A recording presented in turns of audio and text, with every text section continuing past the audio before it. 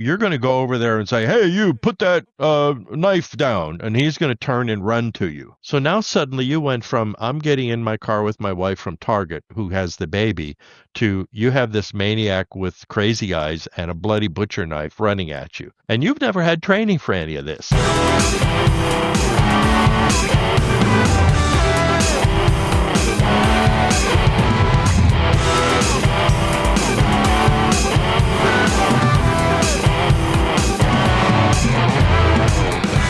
Hi there, and welcome to the Guns Podcast U.S., brought to you by Guns Magazine and sponsored by our good friends at Ruger. I'm your host, Brent Wheat, and I'd like to thank you for joining us for another episode of one of the world's biggest audio and video shooting programs. Before we get started on another great topic, here's a quick word from our sponsor, Ruger. Looking for a firearm that's rugged, reliable, and built in America? Ruger Firearms has been trusted by shooters for generations, offering everything from hunting rifles to everyday carry handguns. Whether you're on the range, in the field, or protecting your home, Ruger delivers durability and performance you can count on. Discover the full lineup, explore new releases, and see why Ruger continues to set the standard. Visit Ruger.com today.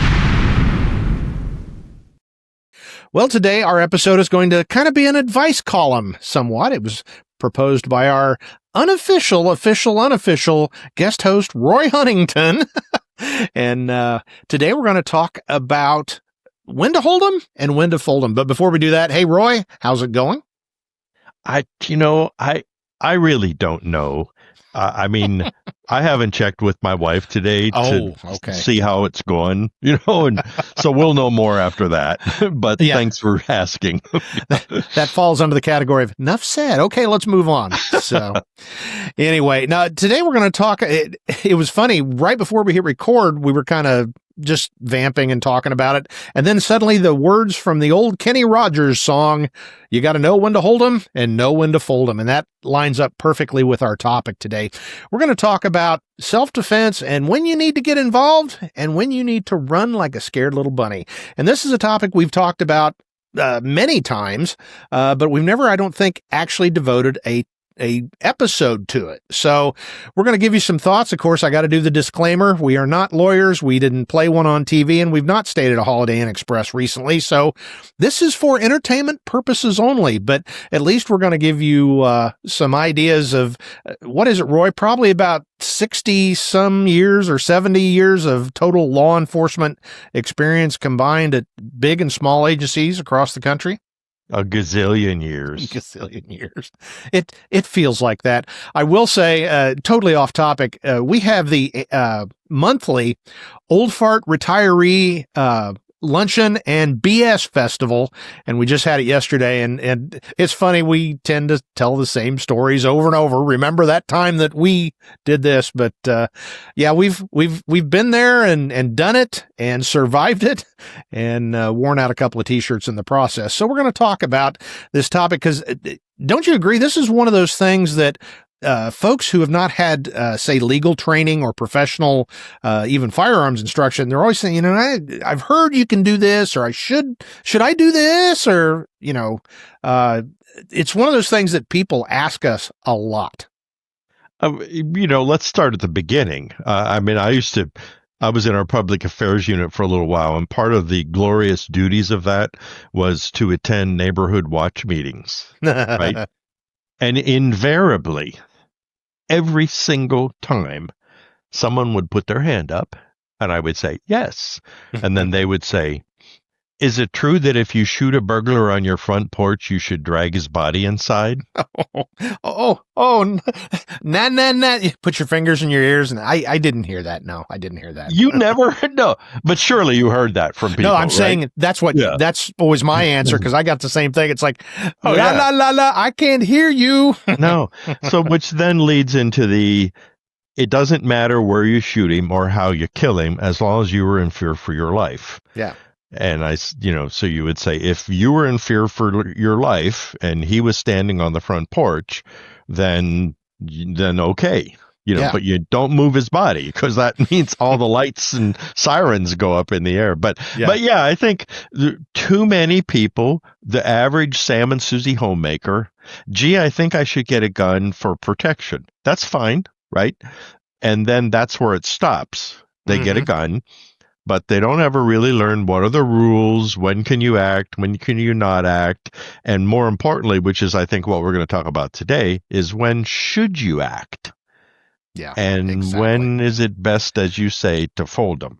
Yeah. You know? And, this is a very relevant topic because I'm going to talk about current events, a national news story that literally happened about 5 or 6 miles from here and just a less than a mile from where my kids live, my son and daughter-in-law and a granddaughter. And I'm sure you've probably seen it where a homeowner shot through a door and killed a lady who they were a cleaning crew and they'd gone to the wrong house. And so he ended up being charged with, I believe it was voluntary manslaughter, which, talking to my friends in law enforcement, we feel like that was an appropriate charge, but it's made national news for a variety of reasons. But I'm going to offer my opinion that there's some things missing in his thought process when it comes to firing a gun. First of all, firing through a locked door, that's problematic right there. So that's the kind of stuff we're going to talk about a little bit of, because really, what starts the whole sequence of a deadly force engagement is you deciding, I need to pull a gun and I need to go to work here. So that's really what we're going to hone in because as we've talked about many, many times, and I've jokingly called the scared bunny defense, there's a time to just turn tail and run. And I know, Roy, we've talked about it. It's hard for us because all those years we weren't allowed to run. We had to go toward the problem, toward the gunfire, toward the guy with the gun. And it's hard once you retire to realize that, yeah, if I have to defend somebody's life, I will. But otherwise, my highest duty is to get me and my loved ones and my friends out of harm's way, and then I'll do what I can do. So, your thoughts on that in terms of running toward the gunfire instead of running away and shirking your duty? Well, I think there really are people who are warriors. There really are people who have the experience. You get some multiple tour combat vet, who's got extensive training and is well armed and practices a lot. And now if he's out with his family and he sees someone getting attacked, well, at that point, then, he needs to make that decision. If he can go hide behind the car, right, to his family, and if he thinks that he has the ability and that it makes sense for him to engage this and save this stranger's life, right, then that's a decision he has to make. Yep. I know a lot of people will say, well, then that's not manly if you don't automatically do it. But I've been in situations as you weigh the odds, Yes. If I was in a bank line and I had my 5-shot J-frame in my pocket and 4 guys came in armed with AK-47s to hold the bank up, I would smile and do anything they told me to do.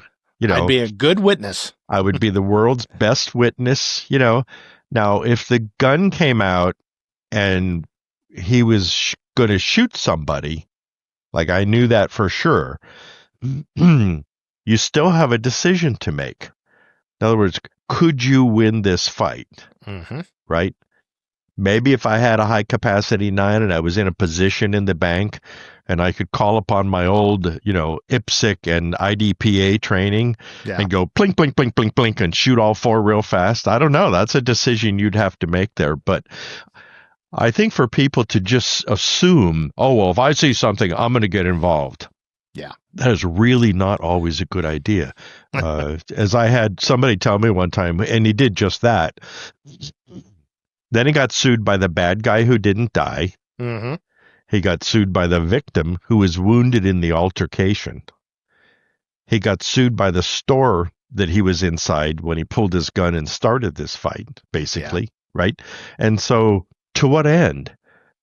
These were all strangers, and I know that's mercenary, but I think it's okay to be mercenary. Yep. Well, and I think you raised that good point. Okay. First of all, we're thinking about this.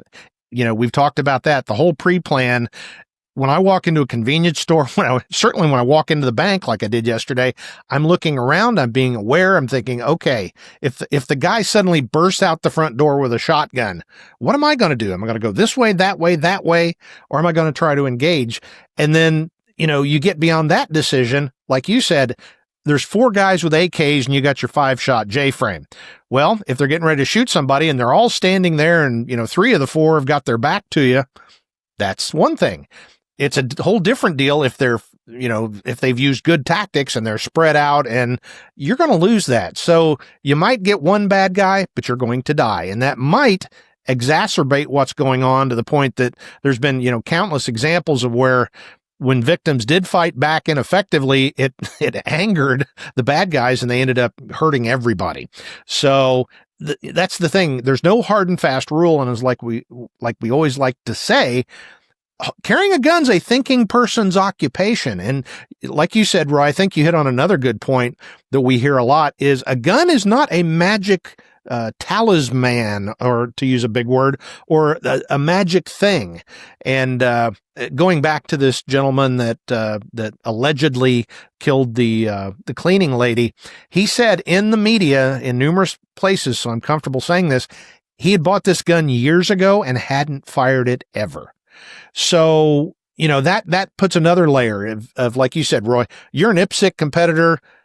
I know your shooting skills. You know your shooting skills. That's a different equation than a guy that says, well, I've never really even fired this gun. Do I want to get involved in this? Maybe this isn't going to go so well for me and everybody else around there. So lots to unpack on that whole decision-making process. And a lot of it goes back to yourself and what you know you can do versus what you think you can do. I want to address the fact that I don't want people in comments to say, well, you're telling us it's not good to fight back. And no, absolutely no. We never said that. We said you need to have the wherewithal and the common sense and the ability and the equipment and the environment to be able to fight back effectively. Now, yes, there are dead end times. You're getting in your car with your family and you're attacked by some thug and he pulls a knife out. You don't have time to be making any of those decisions. I mean, you have to fight back there. You've been forced. Your hand has been forced. And there might be times where that occurs. I know there was that mall shooting a few years ago and a young fellow took on that guy with a rifle, and it was almost like a 40 or 50 yard shot inside of the mall. Yep. But, that was a situation to where he had a position of cover and concealment. He felt that he had the ability to do it. He weighed the consequences of this fellow continuing. And I think he made a good decision. Obviously he came out, well, but if you reverse that role and it's that guy that, hey, I've got my small frame revolver that I've only shot one time when I bought it 6 years ago, and am I going to take a shot at 50 yards? No. I mean, people do, right? Yeah. But I mean, that's just plain ridiculous. I think if you listen, Daryl Bulkey said something one time, and it really struck a chord with me, and that he, of course, is well known for his small revolver and combat revolver experience and training. And he said a J-frame is something that you push into somebody and pull the trigger. And it really struck a chord, because it's like, yeah, J-frame's not really something you want to engage somebody at 20 yards with. I mean, unless you're backed into a corner, you have no other choice. Yeah. But a J-frame that's in your pocket is to get the guy off of you, right? So you stick it in his belly and pull the trigger, or you stick it down his mouth and pull the trigger, right? Yeah. And then you run like a son of a bitch. Yeah. So that's almost should be the baseline that I think people should do, especially if you're just the regular Joe. You've got a gun or two. Maybe you've gone to the range a few times. You went and took the trouble of having your 1 day of training for concealed carry, which, by the way, ladies and gentlemen, isn't training at all. No. Okay, not at all. I mean, it shows you how maybe not to shoot yourself in the foot in the safety of a square range. But there are so many more things you need to learn about tactics, and and as Brent said, the situational awareness. You should always be aware. Jeff Cooper coined a series of colors for awareness. So there's white, yellow, red, and black, I think. So if you're in condition, orange is in there too. Orange's in there, yeah. Oh, that's right. Yeah, that's right. So if you're white, that means you're completely oblivious to what's going on around you. You might as well just be asleep. But there are most people. That's how they go through their day. Yep. If they're in target, they're in white. And I was looking for. Oh, here it is. This, and for those listening, I'm holding up my cell phone. It is stunning to me. The people, and they tend to be younger, but I see old people doing this too. They get so engaged in that thing, walking, going in the bank, shopping. Yeah. No. I don't do that. It's hard for me to understand, but it is amazing to see people have been hit by cars, walked into robberies because they're busy looking at cat videos on TikTok. Well, that just makes no sense. You see them, walk into Starbucks with their phone down here, and they never once looked up, Yeah. So there's condition white, and then I believe there's condition yellow. And what condition yellow is, and you can be in condition yellow all the time. And that just means you're aware of what's going on around you. It doesn't mean that you have your swivel head and you're constantly searching everywhere, but you're just aware. Before you get out of your car in the parking lot, you look around to see who's out there, right? After you get out of your car, you lock your door. Maybe you look around again. Okay, I'm going to walk to the store. I look for traffic. You go in the store, you look around, see what's going on. Is there a crazy guy inside? Are the employees tense? Is something going on? It's easy. When you come home that night, you're in condition yellow. So before you go to bed, you make sure the windows are locked. You make sure the doors are locked. Is the alarm on? Or whatever it is. That's easy, easy, easy. So now if you're out there in your car and you get out of your car, you're in yellow, and you see a strange guy over there. Well, now you go to orange. I believe that's when orange comes in. Yeah. And that is that there's something of interest. What's going on over there, right? Yeah. And so you have to decide, does it apply to me? Does it affect me?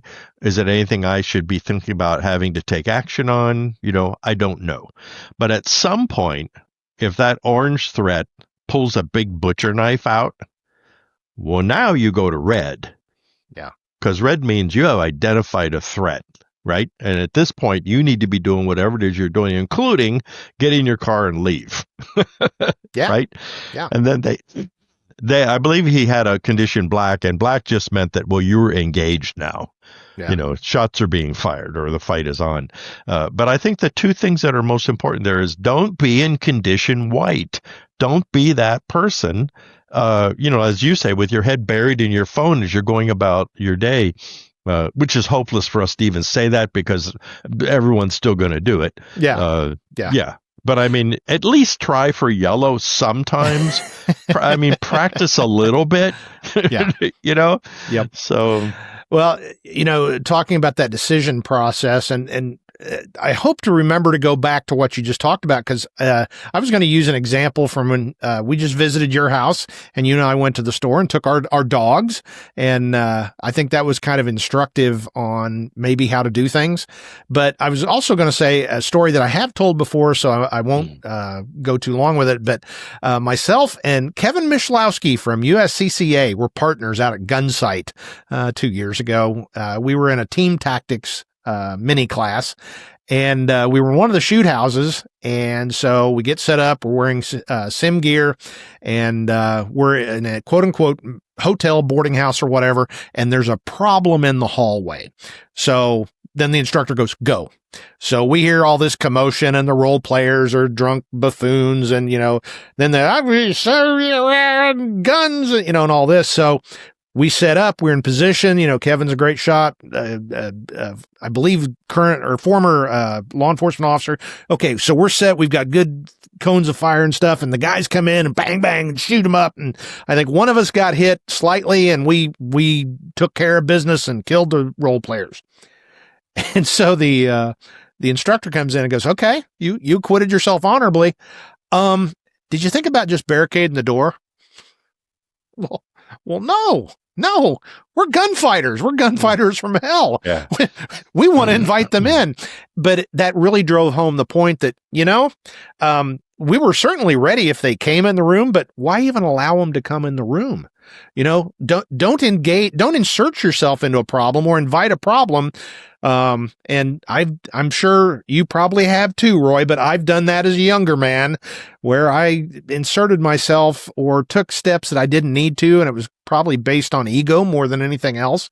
But that was really eye-opening to me that we had all the capabilities, the training, everything you need.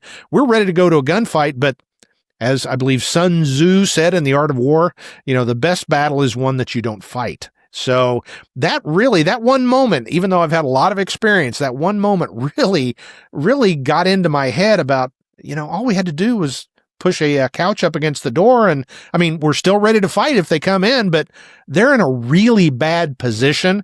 And odds are they try that door, they're going to move on down the hallway and it's not my problem anymore. So that was pretty instructive to me. I think that's the fallacy of the effectiveness of shoot houses, personally, because when you go in, I think it's different if before you go in, they say, there is a threat in there who is going to try to kill you. You need to get them first. Okay, I know what the rules are, right? It's mano a mano. Here we go. Yeah, but in the real world, you don't know what the rules are. Yeah. And so... one time, a million years ago, I was at the Thunder Ranch Shoot House, and it was really pretty sophisticated for the time. This was probably 25 years ago, and we went in. It was Susie and I. We were in a team tactics class, and what's a better teammate than your wife? Because chances are pretty good. Sure. Well, plus it helps because Susie and I. And it's Susie. Come on. Yeah, I know. Yeah, she's like having a dragon, next to you, but. I mean, because she and I covered each other in the real world in the street in San Diego. I mean, we both pointed bad guys or guns at the same bad guy before. So this was pretty natural to us, other than I had to constantly remember to get out of her way if there was a threat because she would want to shoot him, right? Yeah. So she would nudge me aside. It's like there would be the target and she'd push me aside and engage it, and it's like, okay. But yeah, there was one where there was a guy who had barricaded himself in a room and that our job was to go get him, right? So we went up inside, and I actually did exactly what you just said, was I took a chair that was there and I put it against the doorknob, and then I backed up, and then I got on my pretend radio, and I said, Unit 17, have the other responding officers secure the perimeter of the house and call in the hostage negotiator. And of course, what? They're standing there staring at me, right? Yeah. Yeah. And I said, that's what I would do. Yeah. And if I was just some civilian, I'm not going to go in there after him. Yeah. It's like, as a matter of fact, I'm going to find the door out of here. Yeah. And I will say one thing that was very interesting. On the police department, we're trained, you shoot until the threat's down, right? Same shoot house. I think I'm telling this story to illustrate the importance of training, and as if you have training versus if you don't have training. So most people in this shoot house, because I watched, there was a target that was hung on a wall, and they had it arranged. It was a clever target system that if you hit the target in a stopping zone, like high center chest or something, it would bounce a magnet off and the target would fall. Right? So it's pretty clever, right? Yeah. So there's two things going on. You have to have the wherewithal to hit the target correctly, and then you have to have the wherewithal to stop shooting if it falls, because now the target's down, right? Yeah. Well, except for one thing. I had never shot a target like this before, right? So I had this threat in front of me, holding a gun, pointing it at me, and so I lit him up with my Browning high power. But where I made a mistake was I shot him, and as he was falling, I continued to shoot him. Of course. It was like pop, pop, pop, pop, pop, pop, pop, all the way down to the ground, right? So there were bullet holes in the wall, bullet holes in the target that weren't supposed to be there and all that. And I remember Clint, he looked at me, and he went, okay. It's like... Hey. He understood, right? Yeah. Yep. But Well, I think that, yeah, if you didn't experience anything like that, well, then, you wouldn't know. If you're in the field and you're some guy and you shoot a bad guy and he's still standing there, then you do that keep shooting. Yeah, but I think people would go, well, what do I do now? Yeah. Yeah. Exactly. Well, the follow-up to that story from Gunsight is our next evolution was we were in the cantina and we're sitting there having our imaginary beers, which that's a factor. We're drinking and carrying, firearms. So a guy comes in, he's robbing the place. So we're sitting at the table back here, up at the counter, guy with a shotgun, right? It was funny because the instructor said, you guys got out of there so fast, your beer mugs were still suspended in midair when you were out the door. But what we did was we got outside, positioned ourselves in, what am I trying to say? Not a circular firing squad. We both had clear shot at the door. We were behind cover. And when the guy came out, we challenged him. He wanted to fight. He lost that fight. So we did both things there. We disengaged, but we put ourselves in a spot where we were far more tactically advantaged. And then we chose to set the stage. And it's that old military maxim of you choose where the fight happens. Don't let them. And kind of going back to your bank scenario, if again, you're in a position where you can get cover, concealment, whatever it takes, that's one thing. But if you're just reacting, it had better be such an extreme situation where literally I've at least got to try to shoot my way out of this or I'm going to die. But in real life, those situations are actually pretty few and far between. Most of the time, people get involved before they really have to. So these are things we want you to be thinking about because, as Roy said before, you don't have time to suss this out when suddenly it's like, oh my, there's a gun, because there is no more chilling feeling, even to guys that have kind of been there, done that, than, oh, he's got a gun. Crap. There's no thinking. I think this pivots on one important thing, which is if you carry a gun for personal defense, you have to leave your ego at home. Yeah.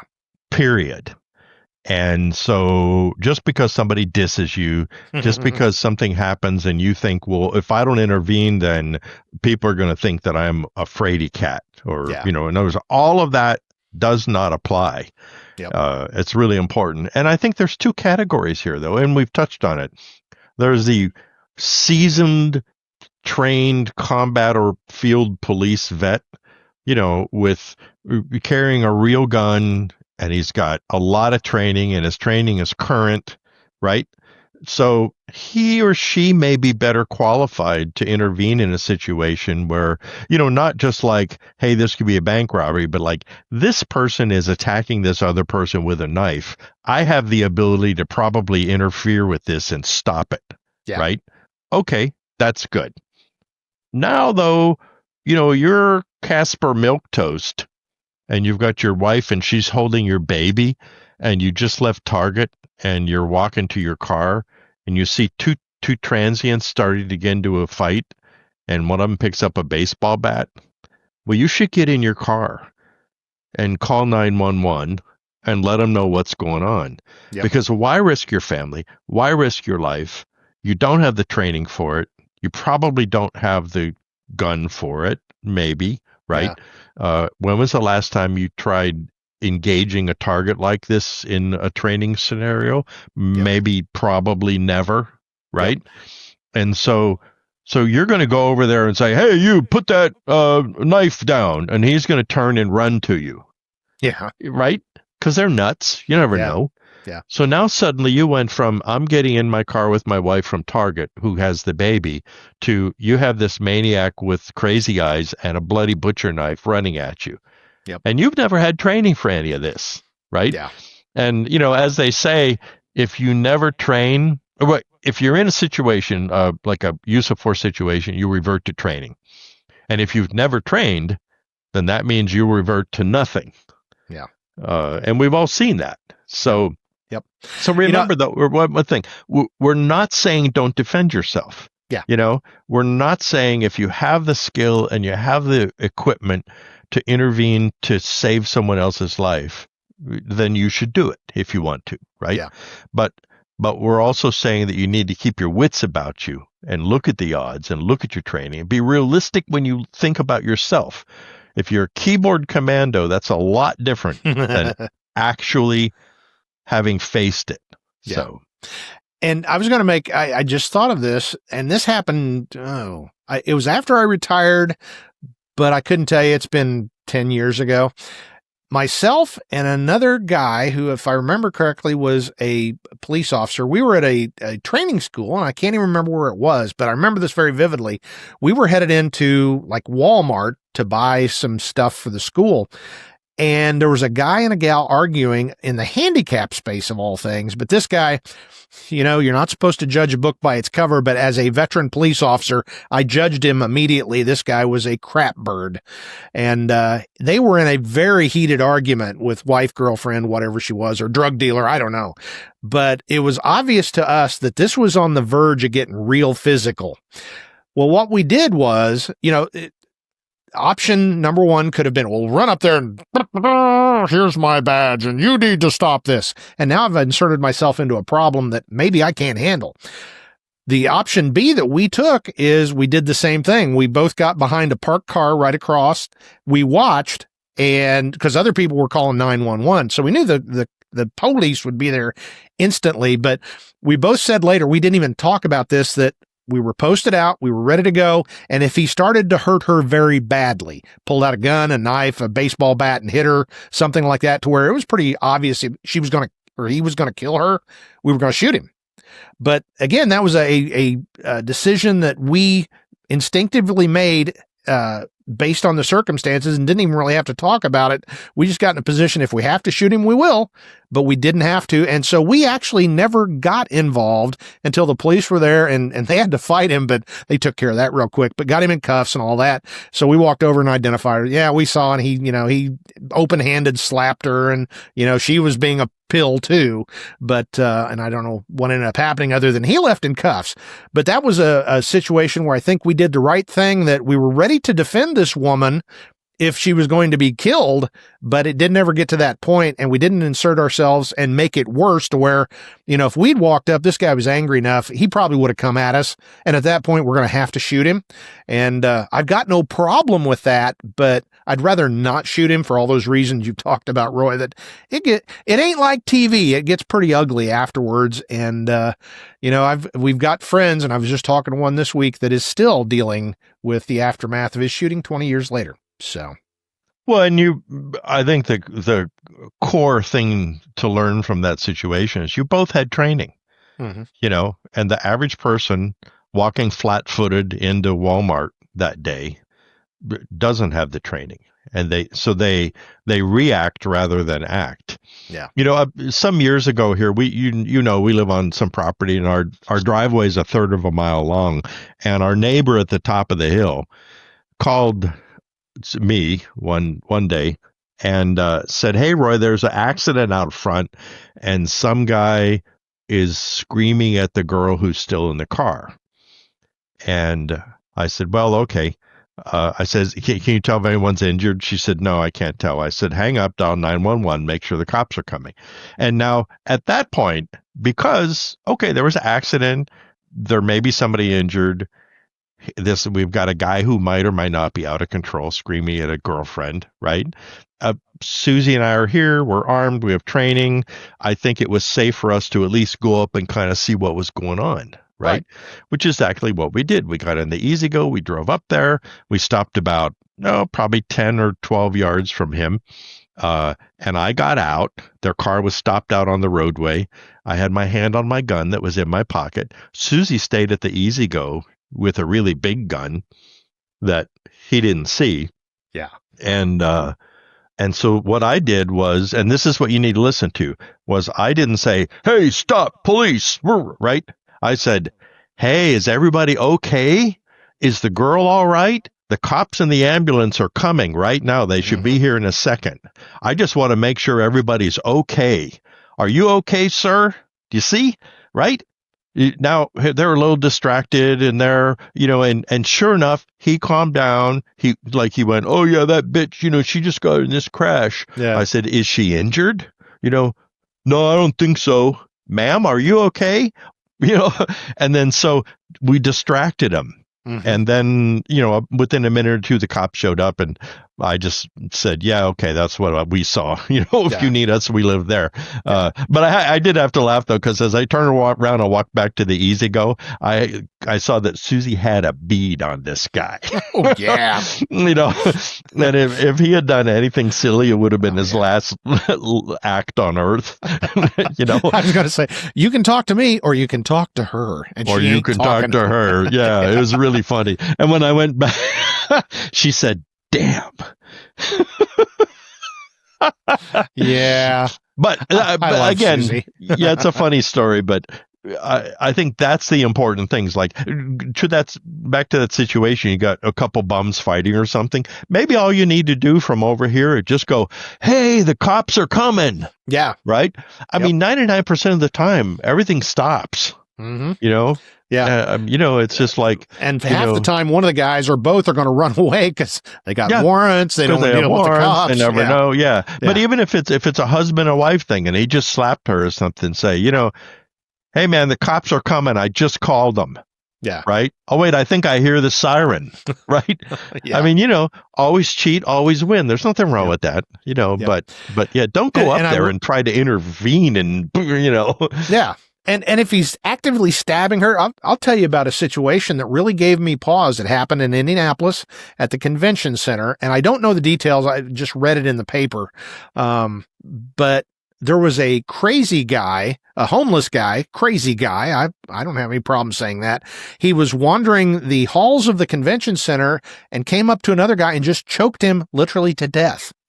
And there were bystanders. And my thought is, now it's a gun-free zone, but I guarantee you I've carried a gun in there as a retired Leo. My thought is, okay, first of all, I'm not going to let him kill the guy, but at what point do you decide I need to shoot this guy because he's killing him? Or do you try to go hands-on and find out that it's more than you can handle hands-on? I mean, I don't know the answers to these questions, but it was one of those moments where I thought, okay, suddenly I look and 20 yards down the corridor, and this guy's just, and the victim's got his tongue hanging out and his eyeballs protruding. It's like, oh my Lord, he's really killing this guy. I'm going to try and do something because I think the victim's in danger of death or serious bodily injury. But at what point do I have to take my gun out and shoot this guy? Because you know what's going to happen? This poor, sweet, homeless guy who's misunderstood and was unarmed was killed by this fascist cop. I mean, I know that's what's going to result, and that's not going to stop me from doing what I can to help the victim. But I also want to do what I can to make sure I'm protected legally and in the public eye and all that. So, again, I don't know what the right answer is other than I got to save the victim because he died. If I had been there with my gun, I would have done something. But it's an interesting internal discussion of at what point does it become obvious and how do I handle that? Because again, as a retired police officer, they're going, this poor guy, he's had mental issues and this cop just killed him. It's like, but he was killing a guy, that won't really enter into the discussion. So anyway, that still sticks with me to this day I can picture myself because I've been there many, many times. And it's like, oh my Lord, he's choking this guy to death. Well, he's unarmed. That's what you always, and that's okay if he was unarmed, if he was still using deadly force, right? Right, exactly. But that's that you have to be playing what if. So you saw that situation, you've played what if, what would I do? And you give yourself, alternate ideas. That way, when something happens, you revert to your training. Your training is, if I see that happen, I'm going to intervene. And in a situation like that, you pick up a chair and bash the guy on the head with it. You don't always have to go to guns. And that's the other thing. It's what is it? If you only have a hammer, then everything looks like a nail. Yeah. Right. So if you have a gun, you think, oh, I have to shoot. Well, no, actually, like I said a minute ago, distraction works very well, too. I mean, one of those bystanders could have maybe gone up and said, the cops are coming.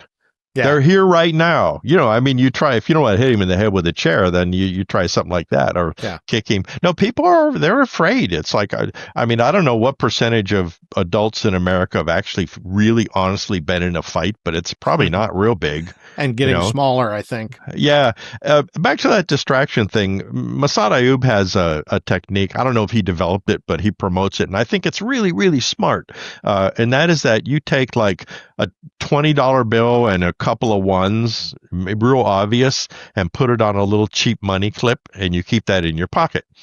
So if somebody says, hey, give me your wallet, you say, sure. You reach in, you throw that money clip down over there, right? Well, I promise you he's going to go get it, right? Which now gives you the chance to pull your gun and kill him, to run and hide, to scream like a girl. I mean, whatever it is you want to do, but it gives you, a chance. So that distraction thing. So your guy choking that guy out, I don't know if distraction would have worked. Sounds like he was a nutcase. Sometimes, what's that old Southern adage? He needed killing, That's absolutely true. Yeah. And I mean, you may have not had any option on that one. Yeah. So. And there's another factor, and it's not necessarily a gun factor, but it is the idea, was he 110 pounds soaking wet and frail and a junkie? I'm a big guy. I've been in fights. I've been trained in, hands-on type stuff. I could probably take him. If he's 350 pounds of prison muscle, it might even be one of those, don't shoot him and just make him angry. Well, but again, with those things is that, you intervene and then now he's got a razor, and even though he's a 95-pound weakling. I mean, one time I took a prisoner off of a cop. She had arrested him for drunk driving, and he was handcuffed and in the back seat of her police car. And so I was going to transport him to jail because she was working a drinking driver enforcement checkpoint. And so I got him out of the car. And I put my handcuffs on him because you put your cuffs on first, then you take the other handcuffs off, right? And so then I patted him down. And I remember she had a reputation of being incompetent. I'm not saying all women are incompetent, but she just happened to be female. She was incompetent. Yeah. And so she's holding her report. She looked at me and she said, well, why are you searching him? Because I already searched him.